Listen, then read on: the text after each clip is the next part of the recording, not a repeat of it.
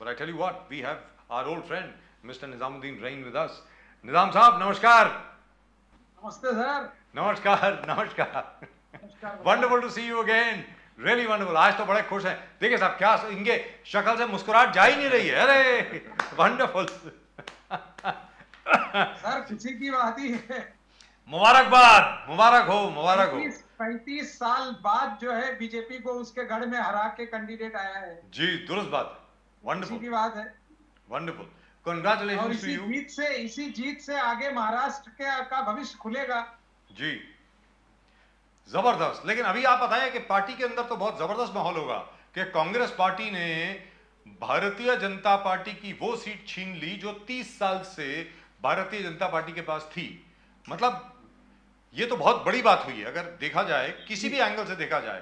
This is huge, this is humongous, this is fantastic. तो party के अंदर इस वक्त क्या चल रहा है जरा बताएं निजाम साहब. नहीं, पार्टी में आप देखिए कि ये तो तय था कि हम इनको चुनाव हराएंगे जी, क्योंकि हम सभी लोग एक साथ थे. और आज तो चुनाव का रिजल्ट आने के बाद से पूरे महाराष्ट्र के हर डिस्ट्रिक्ट कांग्रेस का जो ऑफिस है हर जगह सुबह से ही मतलब 12 बजे के आसपास करीब 11 बजे रिजल्ट आ गया था. तब से जश्न ही है. हर जगह जो है लोग नाच रहे हैं, गा रहे हैं, पटाखे फोड़ रहे हैं.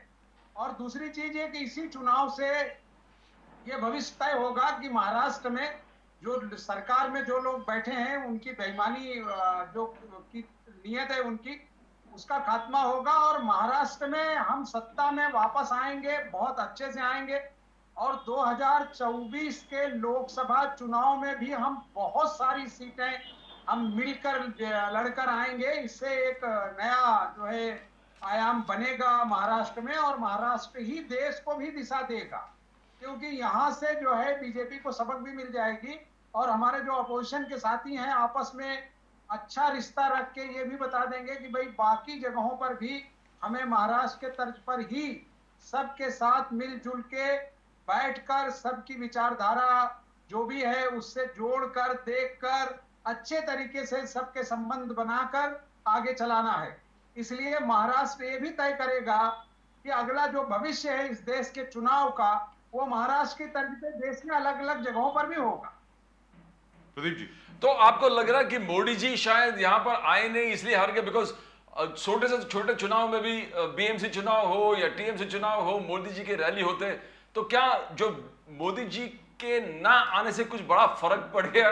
बिकॉज आप विपक्ष का यही आलोचना था कि हर इलेक्शन से पहले मोदी जी आते हैं, तो क्या मोदी जी आते कुछ फर्क पड़ता सर? अब ऐसा है कि अब ये तो मोदी जी को सोचना है कि उनको कारपोरेशन में भी प्रचार करना है क्या. पिछले 50 वर्षों में भारत के प्रधानमंत्री जो रहे हैं आप उनको देखिए कि वो कभी छोटी जगहों पे चुनाव पे गए क्या. तो अगर वो जाते हैं नहीं जाते ये उनका काम है, लेकिन जो हमारा जो ध्रुवीकरण था तो हिंदुत्व बनाम सेकुलरिज्म का वो एक तरीके से उसका धुरी टूट गई. ये तय हो गया कि अगर हम सारे लोग एक साथ होंगे तो हम बहुत अच्छा चुनाव का रिजल्ट देंगे देश को और इससे जो पार्टी का कार्यकर्ता है उसमें एक नया जोश, एक नया संचार आ गया है और आपसी भाईचारा हमारा जो है बहुत अच्छे से बनने लगा है. और जो हमारे और उनके बीच थोड़ी बहुत मतभेद थे वो भी धीरे धीरे खत्म हो रहे हैं और हम एक ताकत के तौर पर तीनों चारों जो भी है मिलकर एक पूरी नया गठबंधन और नई दिशा की ओर ले जाने का काम चालू है और उसके परिणाम भी आ रहे हैं. तो पिछले हफ्ते जब मैं आपके चैनल पर था तो हमने आपको बताया था कि विधान परिषद के चुनाव में भी हमें बड़ा जो है कामयाबी बड़े पैमाने पे मिली थी. इसी तरह से आज असेंबली के बाय इलेक्शन में मिला. लेकिन यहाँ पर आप चिंचवड़ हारे हैं साहब. और अभी जो खारकने साहब, चिंतामणि खारकने साहब, उद्धव सेना के जो हमारे साथ थे, उन्होंने कहा कि अगर प्रकाश अंबेडकर जी को साथ में ले लेते तो शायद ये हार का सामना नहीं करना पड़ता.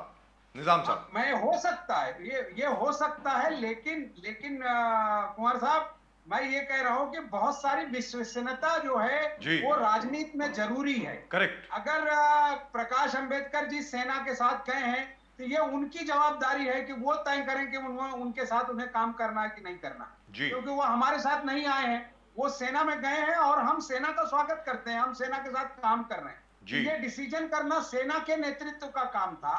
अगर वो डिसीजन करते हैं, जैसे और भी जो दूसरे दल हैं, जैसे समाजवादी है, उनके साथ भी हमारा गठबंधन होगा और होना चाहिए, क्योंकि ये वो वोट हैं, ये वो वोट जो शेयर हैं जो थोड़े थोड़े दिखते हैं लेकिन नुकसान बड़ा करते हैं। अगर दोनों सीटें जीतते तो और अति उत्तम होता। और ये सीट जो हमने जीती है, इससे आज बीजेपी के पूरे खेमे में आपने देखा होगा जी, कि देखा। मायूसी छा गई है। जी। कोई भी आदमी आज उनका बात करने के लिए बाहर नहीं आ रहा है। नहीं, यहाँ पर आए इससे थे लगता है कि हमारे शो को छोड़ के, हमारे शो को छोड़ के यहाँ पर आए।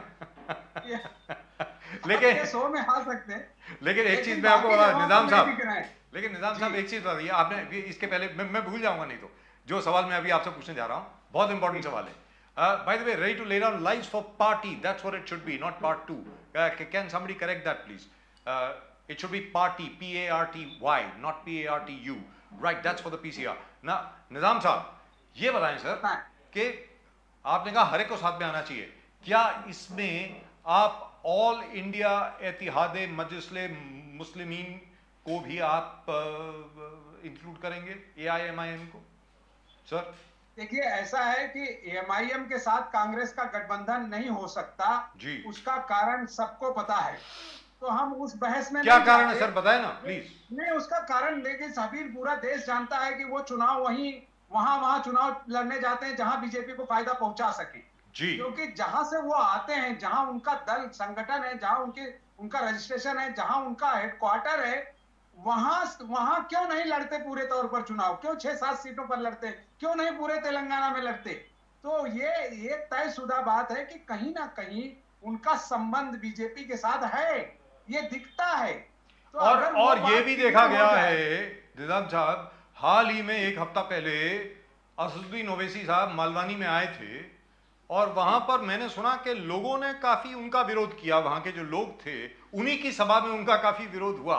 असलम शेख जी के चुनाव क्षेत्र में शायद वो आए थे, तो शायद क्या अब लोग जान गए हैं, लोग क्या उन्होंने जानना शुरू कर दिया है नहीं, कि यार ये देखिए लोगों को अब ये बात पता चलने लगी है। जी आपने बिहार से उन्होंने ट्राई किया था, बिहार से उनका कोई संबंध नहीं आता। जी। 4 आमदार किसी तरह उनके जीत के आए थे, चारों छोड़ के दूसरी पार्टी में चले गए, जी। क्योंकि सबको ये समझने लगा है कि वो बीजेपी के इशारे पर राजनीति कर रहे हैं। अब जैसे गुजरात में मैं गुजरात में था, गुजरात के इलेक्शन में आपने देखा होगा कुंवर साहब जी कि उन्हीं चुनाव क्षेत्रों में वो चुनाव लड़ने गए जहां 100% मार्जिन मुसलमानों की थी, जी। तो वहां वोट का ध्रुवीकरण हुआ और उन जगहों पर बीजेपी को फायदा पहुंचे। या उन्हीं राज्यों के चुनाव में वो जाते हैं जहां बीजेपी को फायदा लगता है कि इनके जाने से। अच्छा, दूसरी चीज जानने की एक बड़ी वजह ये भी है कि अगर मैं आज कभी इनके विरुद्ध कोई बात करूं, बीजेपी के खिलाफ अगर मैं कोई ऐसे शब्द का प्रयोग करूं, तो मेरे ऊपर तुरंत केस बनेगा और मुझे पुलिस जेल भेज देगी। करेक्ट। लेकिन ये गाली भी देते हैं और ये सब कुछ करते हैं, लेकिन इनके ऊपर कभी कोई केस नहीं बनता। इसलिए ये सब चीजें लगने लगी हैं लोगों की कि ये सब बीजेपी के इशारे पर होता है, क्योंकि अगर ये अपराध करें और इनके ऊपर गुनाह दर्ज नहीं होता तो इसका मतलब है कि कहीं ना कहीं इनका और उनका संबंध है। अगर हमसे कोई गुनाह हुआ तो हमें तो आप तुरंत केस में भेज रहे हो, तुरंत जेल भेज दे रहे हैं, लेकिन वो तो कुछ भी बातें करते हैं, कैसी भी तकरीरें करते हैं। तो लेकिन औरंगाबाद उनका का रास्ता नाम कोई जो आप खबर बदल रहे हैं साहब, औरंगाबाद का जो अब नाम बदला जा रहा है, संभाजी नगर उसको कह रहे हैं, ये तो बहुत पहले भी हो गया था एक्चुअली। ये सबसे पहले 95 to 99 में जब शिवसेना की सरकार थी तब आया था, शिवसेना बीजेपी की सरकार थी, उसके बाद ये ठंडे बस्ते में चला गया किसी कारणवश। आज की तारीख में तो क्या कांग्रेस उसके समर्थन में है कि औरंगाबाद का नाम जो है उसको संभाजी नगर कर दिया जाए? नहीं, मैं उसमें दो विचार है। कांग्रेस में जो माइनॉरिटीज की लीडरशिप है औरंगाबाद की, जी उस माइनॉरिटी की लीडरशिप ने शुरू से लेकर आज तक उसका विरोध किया है।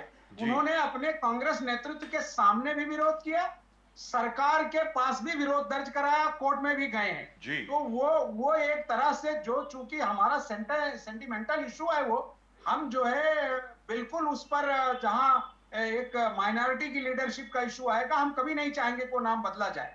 और जहां तक पक्ष का सवाल है, चूंकि हम सभी लोग राजनीतिक दल से जुड़े हैं, अगर कोई राजनीतिक दल इस चीज के लिए तैयार है तो उसमें हम कुछ बोल नहीं सकते। लेकिन औरंगाबाद के जो लोकल लोग हैं, जो वहां की राजनीति कर रहे हैं, जो लोग माइनॉरिटीज की लीडरशिप करते हैं, उन्होंने उस बात का विरोध किया है। निजामुद्दीन जी, अब जिस प्रकार से देखोगे कि एकनाथ शिंदे जी, देव फडणवीस जी ने लगातार हर मंच पे उनका यह कहना था कि डेवलपमेंट हमारा एजेंडा है, पूरे महाराष्ट्र को हम पूरे डेवलपमेंट एजेंडे पे आगे लेके जा रहे हैं। उनका कहना था कि देखो, मोदी जी को हमका समर्थन है कि हम लोग डेवलपमेंट फेज में चला जाए। तो एक जगह हमने देखा कि टोटल डेवलपमेंट का एजेंडा लेकर एकनाथ शिंदे जी, देव फडणवीस जी पूरे महाराष्ट्र में सबको यही कहता कि डेवलपमेंट से आगे कुछ नहीं है, डेवलपमेंट ही होगा। तो डेवलपमेंट, और आज जितने एक के बाद एक चुनाव हम लोग देख रहे हैं, बाय इलेक्शन टीचर्स कॉन्स्टिट्यूंसी के हो गए, देवेंद्र फडणवीस जी के नागपुर में लोग हार गए, अमरावती से लोग हार गए टीचर्स कॉन्स्टिट्यूंसी, आज जो इतने सालों से उनका गढ़ था वहां वो हार गए, क्योंकि डेवलपमेंट एजेंडा क्या, इट्स नॉट। तो जो मोदी जी जो बार बार कर रहा है कि गरीबों के लिए हमने ये किया, पीएम किसान योजना में हमने 11 करोड़ को ये कर दिए, इतने 3 करोड़ को घर बना दिए, गैस हमने घर घर पहुंचा दिया, शौचालय हमने तो ये क्या ये लोगों के मन में बैठा नहीं है कि एमवीए को वोट मिल रहा है? क्या एमवीए का टेक्निकली वोट शेयर ज्यादा है तो कुछ ये डेवलपमेंट प्लान चलेगा नहीं? क्या किस दिशा में जा रहे हैं हम लोग? सर देखिए, ऐसा है कि इनकी कथनी और करनी में बहुत फर्क है। वो बात कर रहे हैं कि हम डेवलपमेंट और डेवलपमेंट लेके आएंगे, लेकिन हिंदू का कोई भी एजेंडा वो छोड़ते नहीं है। नफरत फैलाने का जो भी काम है, अभी आपने पिछले हफ्ते देखा होगा कि जन आक्रोश रैली जो न्यू मुंबई में हुई, खुलेआम लोगों को दे रहे हैं, खुलेआम गालियां दे रहे हैं। तो ये खाली इनके कहने की बातें हैं। पिछले 8 वर्षों से इस देश का क्या डेवलपमेंट हो रहा है वो आप सब खुद ही देख रहे हैं। महंगाई पर आज तक ये काबू नहीं पा रहे हैं। जिस डेवलपमेंट को ये दिखाने की कोशिश कर रहे हैं वो इनके पैसे से नहीं हो रहा। मिसाल के तौर पर आप देखिए, देश में ये कह रहे हैं कि हम सड़कों का जाल बिछा रहे हैं, उत्तर प्रदेश से लेकर देश भर में ऐसी सड़कें बनाएंगे जो अमेरिका जैसी होंगी। लेकिन आप उन सड़कों पर जो टैक्स लगने वाला है, जो टोल टैक्स भरना है, वो किसी गरीब आदमी की पहुंच से दूर होगा। अगर एक आम आदमी को गाड़ी लेकर नागपुर जाना है मुंबई से, तो 1500 रुपए के करीब उसको टोल टैक्स भरना है कुंवर साहब। तो जब उसे 1500 का टोल टैक्स भरना है तो 1500 और डालकर 3000 में हवाई जहाज से चला जाए, या वो क्यों या आपके उस्मान या 1500 में ट्रेन में चला जाए। तो इसका मतलब ये हो गया कि इसमें सरकार का क्या डेवलपमेंट है? सरकार का डेवलपमेंट तब होता कि जब आम जनता उसमें फ्री में जाती। और आप जो है बड़े बड़े उद्योगपतियों को उसका कॉन्ट्रैक्ट दे रहे हैं, 50-50 साल तक वो उसके पैसे वसूलेंगे, और जितने पर आपका कॉन्ट्रैक्ट है उससे 10-20 गुना ज्यादा वसूलेंगे।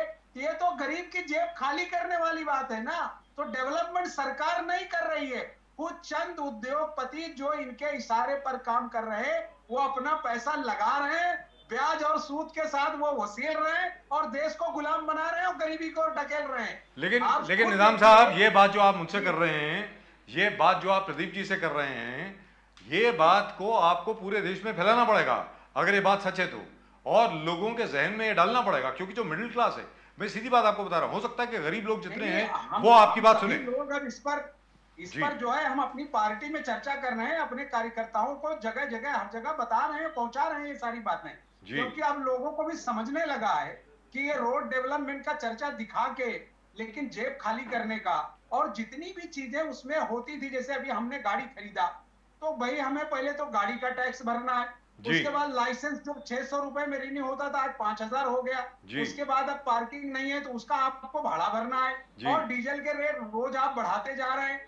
तो एक दिन ऐसे आएगा कि आम आदमी जो है वो गाड़ी के साथ खुदकशी करेगा, और उसकी गाड़ी भी जाएगी और उसकी जान भी जाएगी। इसकी उनको फिक्र नहीं है कि आम जनता के लिए क्या है। एक दिन ऐसा आएगा लोग रोड पर गाड़ी छोड़ के चले जाएंगे, क्योंकि जो हालात है आज रोज में, रोड का टैक्स आप पूरा पहले वसूल करते हैं जब हम गाड़ी खरीदते हैं, उसी वक्त आप पूरा टैक्स ले लेते हैं। उसके बाद अब हमको पूना जाना है तो 1000 रुपए देना है, अब हमको अगर नागपुर जाना है तो 1500 रुपए देना है। तो भाई ये किस चीज का डेवलपमेंट है? और निजाम साहब ये बताएं, डेवलपमेंट चाहिए तो फिर हमें इनकी डेवलपमेंट की क्यों बात करें? लेकिन निजाम साहब ये बताएं कि जैसे एक बार हमारे महाराष्ट्र नवनिर्माण सेना के राज ठाकरे जी हैं, उन्होंने ये कहा toll free Maharashtra, toll free Mumbai, अलग अलग जितने टोल बूथ हैं वहां पर जाकर के एमएनएस के वर्कर्स वहां पर गए और उन्होंने कहा कि भाई अब ये बंद करो। आम आदमी पार्टी ने भी ये कहा है टोल फ्री मुंबई, अगर हम लोग बीएमसी में मेजॉरिटी में आ गए तो हम यही करेंगे। तीसरा सवाल इसी से जुड़ा हुआ वो ये है कि क्या आप चाहेंगे कि कांग्रेस, एनसीपी, शिवसेना, प्रकाश अंबेडकर और आम आदमी पार्टी भी मिलकर के एक गठबंधन बनाएं जो कि भारतीय जनता पार्टी का विरोध करे? क्या उसमें आम आदमी पार्टी का आप स्वागत करेंगे? निजाम साहब। देखिए, लीडरशिप इस बात के लिए तैयार है कि काम आगे चालू है। बहुत बार ऐसा होता है कि हम एक दूसरे दल के साथ डायरेक्ट नहीं जुड़ पाते। जी। अब मैं आपको उदाहरण देता हूं कि समाजवादी पार्टी का कांग्रेस के साथ गठबंधन नहीं होता, लेकिन एनसीपी और समाजवादी का गठबंधन होता है। जी। तो हमारे साथ वो जुड़े हैं। अगर सेना के साथ आप आ रही है या सेना के साथ दूसरे दल आ रहे हैं तो सेना के साथ कांग्रेस और एनसीपी का गठबंधन है।